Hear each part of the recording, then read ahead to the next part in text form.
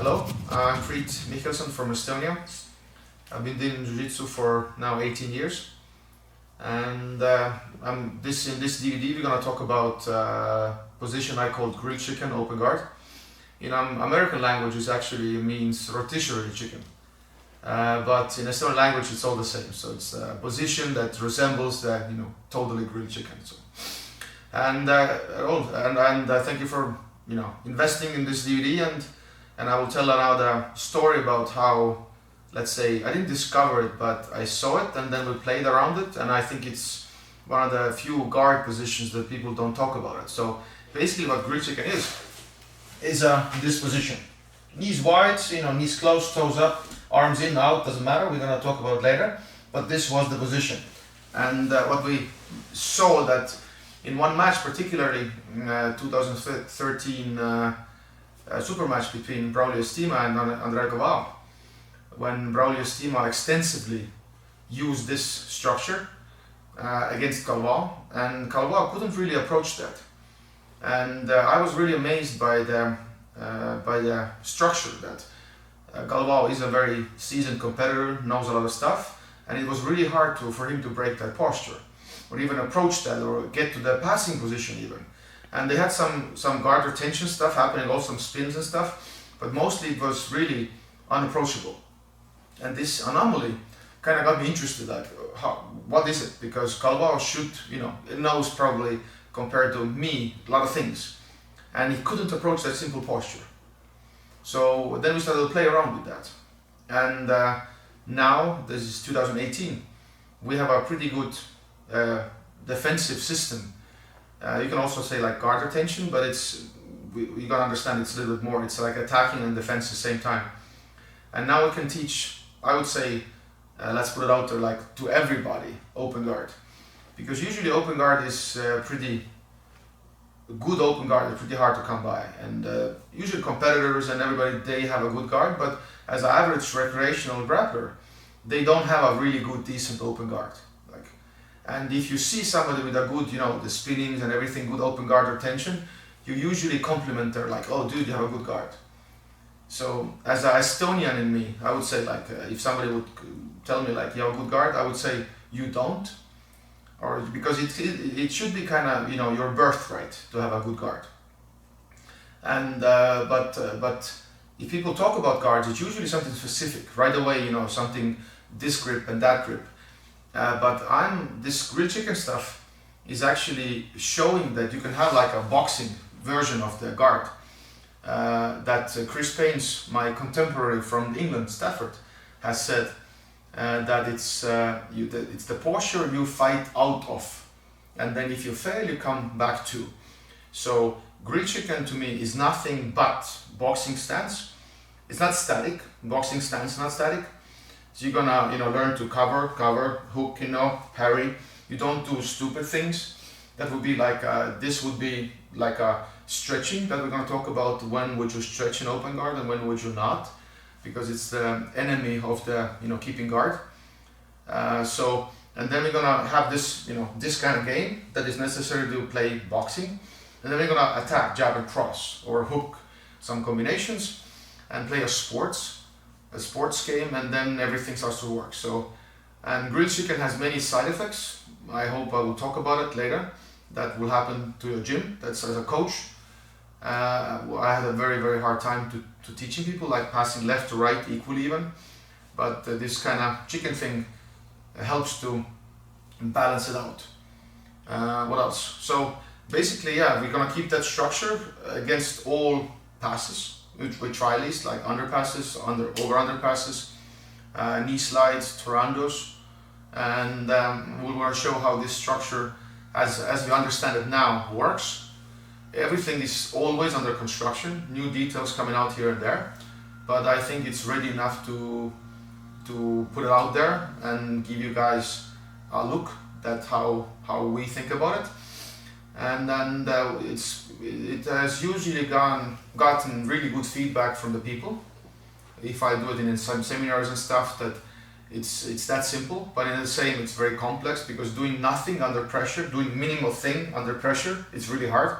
We're gonna use a boxing analogy. And so throwing a jab would be like you pad a jab. And padding a jab is very simple technique, but it's actually very hard to do. When you're a beginner, you overreact, and you can easily be lured out and you jab and hooked. So it takes time to understand the strength and everything that you actually is necessary for padding a jab. So we're keeping the rear chicken. People want to push and pull and play with us. So you have to maintain that structure under pressure, and that's the hard thing, and that needs time. And also, I think we're going to talk about like sit-up guard and also on our back. We call those things the 0 points. And that's also for me, I like to play with that idea that there's a beginning of Jiu-Jitsu. I'm a big believer of that. Blindly kind of believe in that there's a beginning, that it matters how you start. And it's always about philosophy, which one you should teach first, like attacks or defense. It has to be like you switch them. But I think teaching defense like boxing and then you punch makes more sense than just teaching right away to punch. So taking that to Jiu-Jitsu is I'm teaching that defensive structure, and we can build all complexity on that structure. So that's what I mean. Like you can re-engineer every guard to this grilled chicken position. It's not my discovery. Like all good guys have that. If you watch any good guys have a good guard, this is what they use. This kind of structure under pressure. But really nobody's really mentioning it, talking about it, and just this is it. People are in Estonia. We're saying people are talking around the hole. They don't say it what it is. So I'm actually gonna say it like this is it. You have to get really good at this, and then you build your attacks from there. Like any guard you want, and you have like a 0 point to go through. Like you like Derriba, you get bored by that. You come back to guard, you move out, and this will be your like a center point. And if you're good, you can switch guards by spider, any version, and Derribas, or you go through that 0, you move out again. And you can have a good guard without having the Derriba and spider stuff. You can just have that grilled chicken and move from there, or you can have different guards. So all the complexity starts from that position, I would claim. And this position itself is sitting up. You can have a butterfly guards. This we actually call panda also when somebody's behind us. Like we tuck more head and play. So this position, knees in, elbows in, it's kind of like everywhere. So in this DVD or DVD series, we're trying to show you how to keep that structure, how it helps you, how it makes sense, and how maybe all guards are built on that, and also make you like see that structure in different matches, because everybody's using that. It's not only me. And then this guard is very adaptable. So if somebody kills your Derriba guard, the question is where do you go next? So if somebody's blocking your punches, where do you go? You pull back. So it gives you a certain neutrality in your guard. So you don't have to just like a beginner, if you miss a punch, you punch again. No, you have to miss a punch, you pull back. You don't have to start to like trade punches.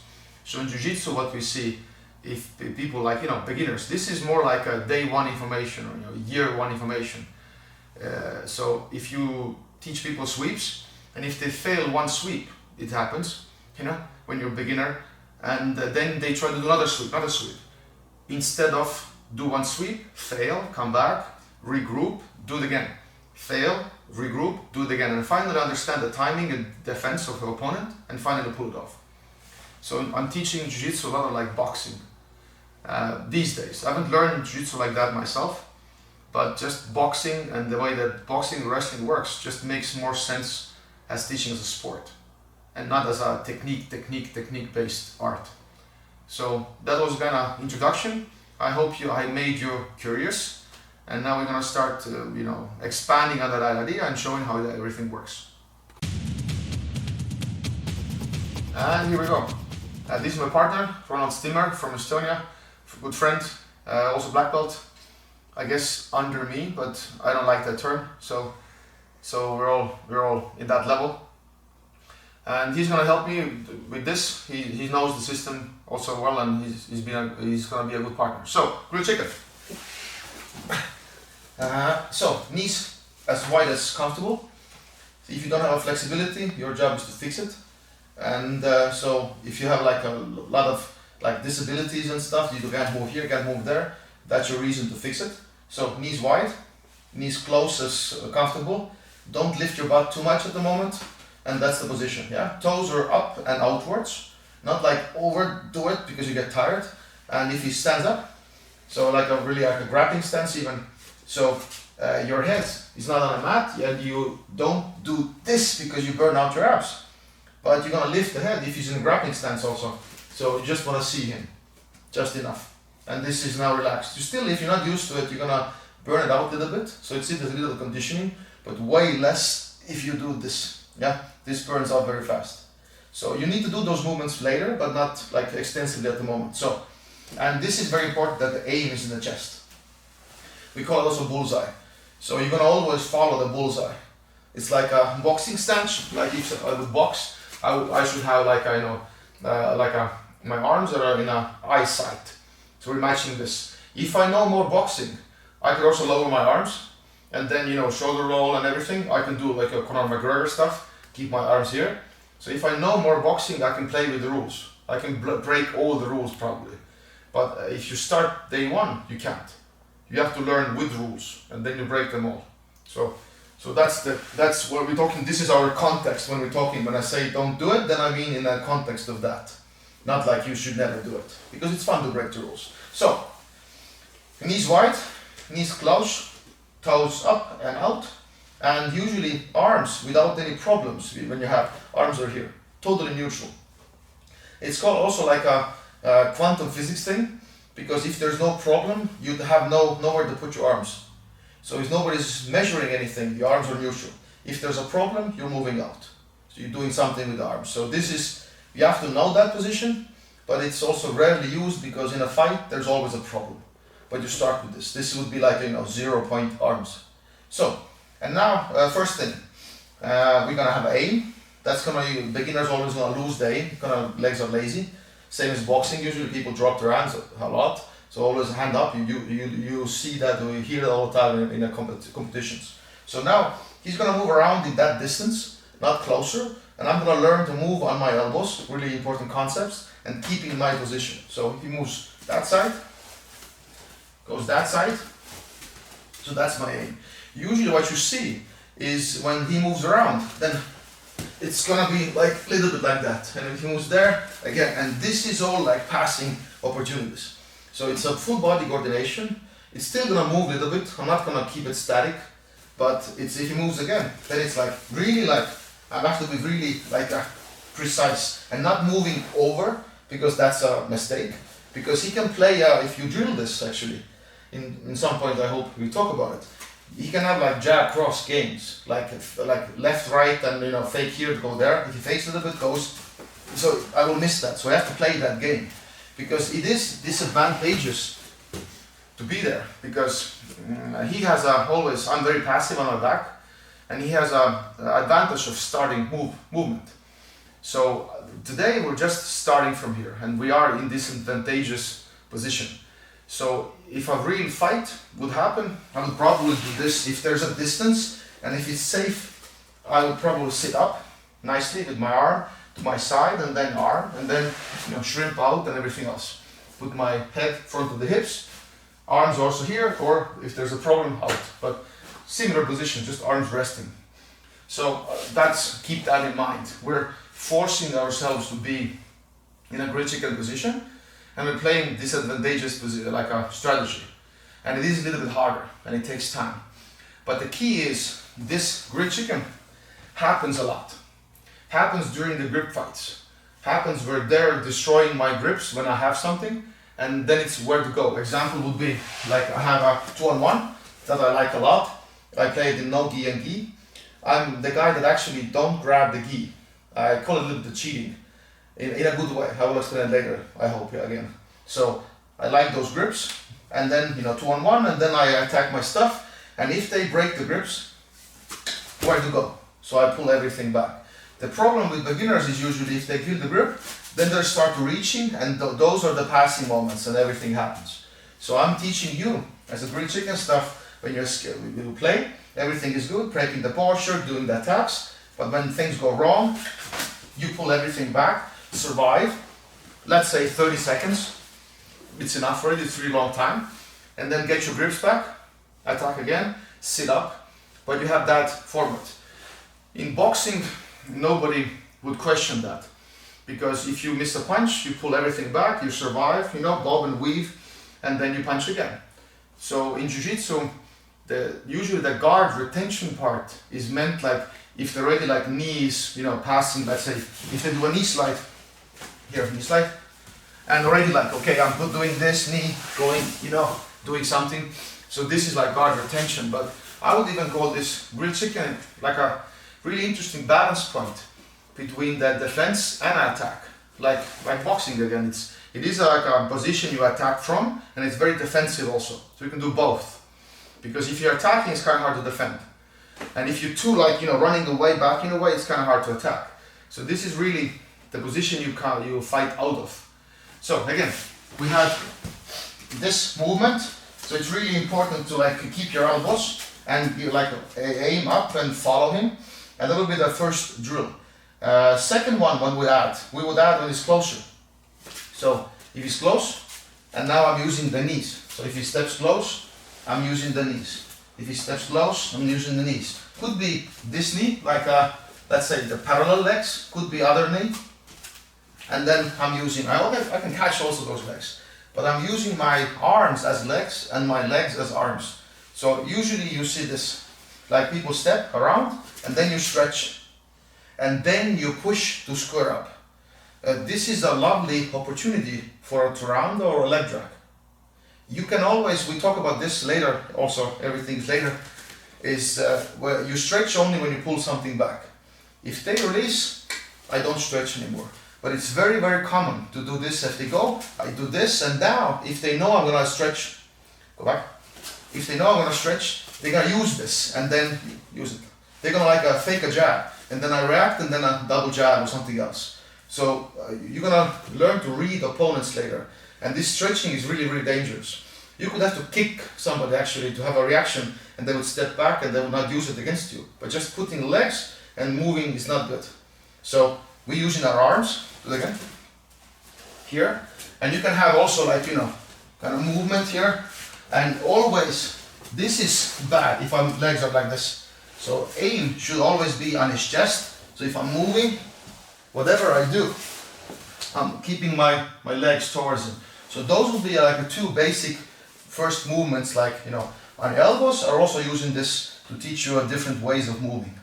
So, and then we go on with the other, this other section, we go on with lifting and pushing the legs on the mat, and we'll see how that looks. Now we're gonna add a third distance. So we first had run out. We first had a distance, long distance. This is the critical one. You're gonna sit up from here, or you're gonna keep your elbows. And I think a lot of jiu-jitsu people have also seen some old self-defense videos when they move far away. Go move. And then you have rocking motion and people following them with rocking motion. I don't like that, but the elbows it's very good, very good feet. So second was close with the knees, and we use those things. You can grab and we can, again, we come to that. And now third one is we're gonna imitate that there's a problem. Like he's really close, that this knee pushing doesn't help anymore. And we're gonna talk about the 360 defense. I'm gonna do it on my own first, and then I'm gonna do it with Ronald.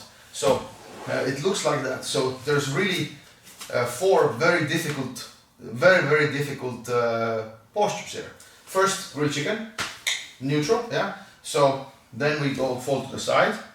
You have this, stopping, falling you fully to the mat. Arms here. You're gonna be outside. Later it's here, everything. So that's second one. Third very complex posture is the right side, the same thing. Yeah, you can move. And a fourth very complex posture is you go invert. And invert is important that you keep your butt as low as possible, have your aim and knees to the chest. You can also help with your arms at first, but it's kind of hard to go invert when your arms are here. So it helps to go invert when your arms are there. And it's very important that you have that you don't go here, because you get stacked. And your neck has to be safe. So if I go here, so I'm invert, I can help a little bit, my knees are to the chest, the aim is usually there, they're attacking me, and my neck is free. This already means I'm being stacked, and then I have to work from there if I like, that's my game, or I have to like do the go to turtle and everything else. So this is 360, and I do it now with like a single move again, like. So you learn to do this, and if you go up, show this way. If you go up, fall, and now this elbow supports and pushes you up, and this arm goes up to move your weight up. And then you always have the aim, and then you can move other way around. So, and this is very important that you have that ability to invert and have 360 defense. If it's possible, I would always use the shins and not go invert, because it is an extra move to do, and there's trouble to be found there, because they can use it against us and stack and everything else. It's not a bad position to be, but just extra move to do, and you have to decide yourself if you want to develop that or not. And it also, if you don't have flexibility, you have hard issues there, then you found your motivation to fix the mobility. Get stronger, get more flexible, more mobile, and there's methods to do that, like scientifically based methods of this stretched out strength training. So I would actually do it on Ronald, so it's easier to explain. So yeah, again, first distance, second one closer, and we're gonna imitate that there's more trouble happening here. I'm gonna grab his legs, because usually also beginner they have a more easier time doing this move if I'm a little bit helping them, and they have an easier time going invert if I'm a little bit pulling them to invert and keeping them there. So it's not the easy thing to do at first. So sideways, elbows here, everything, aim is there. We're gonna mess with that aim later. So we're gonna go invert. If some people have hard time, I'm gonna keep them there, and I'm in a distance of them grabbing and touching my legs, because that again, those are their legs, and they can use me to move around. But right now we don't go there. Right now I'm moving to the side, so he has the same thing again to this side, and now neutral. And so we can have a game also. So we play here, we go back, so when you understand things, and then we can have a drill about, I'm far away on his elbows, he's moved on his elbows, I'm closer, using those shins, and then I'm touching this is a signal, move around. So they get used to just conditioning their body, and just getting used to 3 different distances, just inverting. And those are it's very good foundation for just keeping the guard. And also your body lets go more, the more you stay in this position, it's like squat. The more the body gets more used to it, and your squat gets better. So this is also very good, like what yoga does also, it has like a long stretches, that's beneficial. There has to be some strength training in the end also, but long sittings and stuff is good. I myself have fixed my squat with either Portal, I think the 30-minute squat challenge in every day.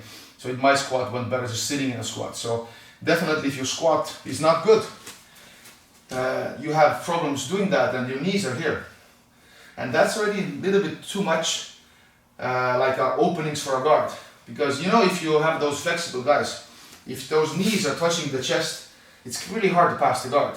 This would be, this is enough for a decent guard. But if your squat is a little bit worse, and this is already starts to be dangerous, then I recommend to fix that squat, or you have to find really your own active guard position that are really strong for you. But actually I hope you fix your squat, because it helps in other positions also. So remember, 3 different distances here, this and those 360, and you can play with them and have different resistance drills. And now next section we will start to move on with lifting, pushing them down and throwing them to the side.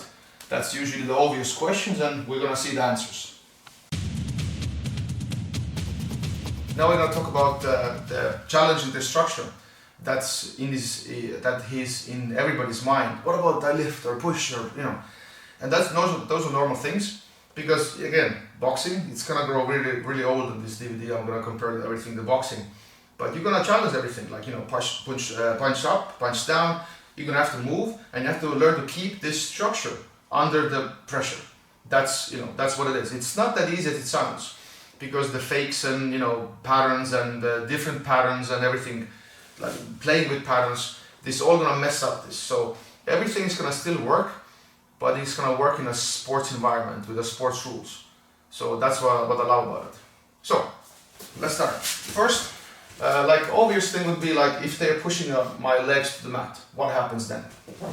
So if they're, you know, in a third distance like we talked, I will maybe sit up anyway to look for a contact, you know, and jump in myself, because I can jump in, and this is also kind of like a, you know, grilled chicken position, just all this, the legs in.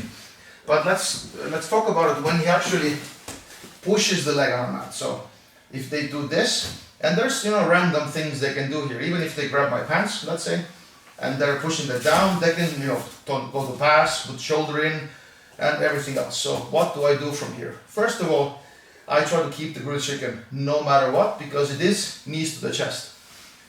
Let's say I've heard during my 18 years of jiu-jitsu career, keep your knees to the chest.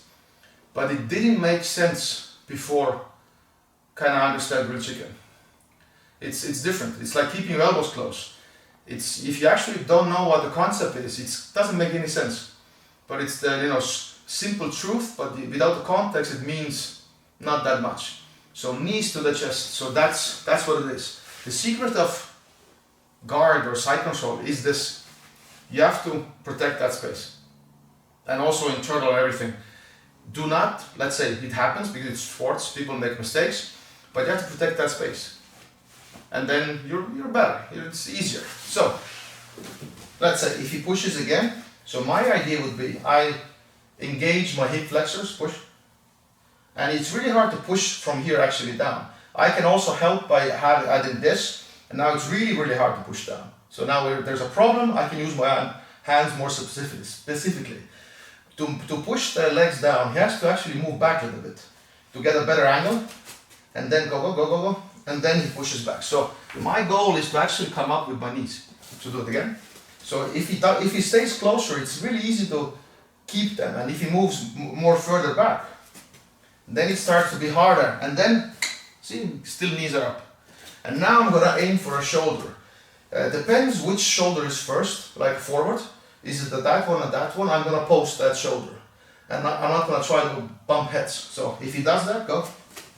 And now this shoulder goes forward, elbow, straight arm, elbow, and now I move back myself, and I take my arm away, only if I put my head in the way. And now I might do that.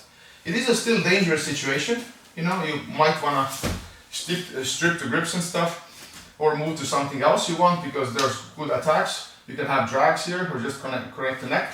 So, but the key is that if you don't engage your hip flexors, they don't have to move that much away. They can do it here, and they're staying in very dangerous distance. Do they? Closer, yes. And now, if I now come up, now it's already too late. They're coming in already with passes, and it becomes more dangerous. So good structure, what they feel is they have to move away to like a push me to the space that they created. So it helps, it gives me time and space to move up and actually, you know, use this defensive move as my advantage, because we even each other out, because my structure pushes him away a little bit. So do it again. Yes, so he has to go away. And now this is very good. I can do this, so I can go here. It depends, the gray area. Could be this, could be this. Sometimes it's shrimping also at the same time, not static. If he moves, I may move, and then head in, and then I'm ready to wrist fight. So it's never static in a way. So you can always add, you know, shrimp in here, shrimp there, depends if they move. But the key is hip flexors, and it's really, really, even with the pants, because pants are even more weirder, because it's not a mechanically good lever, because levers are in end. So you get a better grip, but from this position to push the legs down, even if they grab pants, it's actually, go. It's actually not mechanically that strong. And if I even reinforce also, go. I can go now spider, everything happens. So spider guard is very fundamental guard. It is programmed into grilled chicken and everything. So I can strip grips and stuff. So, or even if they do push them out. And also, what this very, very important concept is, I make them overreact. The structure is so strong that they really, really have to pull my legs. And I can go like jab, jab, jab, cross. What I mean by that is they're pulling one time, that depends. They're pulling one time, and they are not. The second time, and third time, let's say, we know it's gonna happen, we play it out like this. Third time, I feel it also. They're gonna really try to do it. And I'm not gonna stop them actually, go really hard. And that's the time I'm coming up. So I'm gonna play with them, jab, jab, and use their overreaction to compensate this sitting up movement. And because I'm exposed, that's that case. But I'm making them overreact, go back, and they can't react back to hit me or to pass. So that's really, really important. So that's the sport part of this. So when to do things, build traps, broken rhythm. So this is very, very important. And also you can always, we're not going to talk about it right now, but if they grab the pants, you can always go, strip the grips. So this comes later. We're going to talk about pummeling, because if they grab my legs, I always want to be inside. If they push this is a problem already. If they grab the pants, you always have that structure of, stripping grips. But right now, we're talking about being like kind of dead, and they're doing the basic reaction against, grilled chicken. But I'm not, I'm not against that. You go right away here, strip, and get your stuff. So it comes with the territory. So that was the first reaction, pushing legs to the down to mat, going butterfly, because it is a little bit more active guard. You can chase people, and then jump under them, or attack them wrestling wise. In Estonia we actually call it rest jitsu. So it's like Martin Aegmas, Estonian first black belt. His name, he coined the name kind of, for us at least, rest jitsu. So it's always two directions, jiu-jitsu and wrestling. And one day I hope it just calls grappling anyway. So, but right now it's a good name to have attitude of going butterfly and going after them. So feel free to change to that game. But so next we will talk about maybe lifting, and that comes next.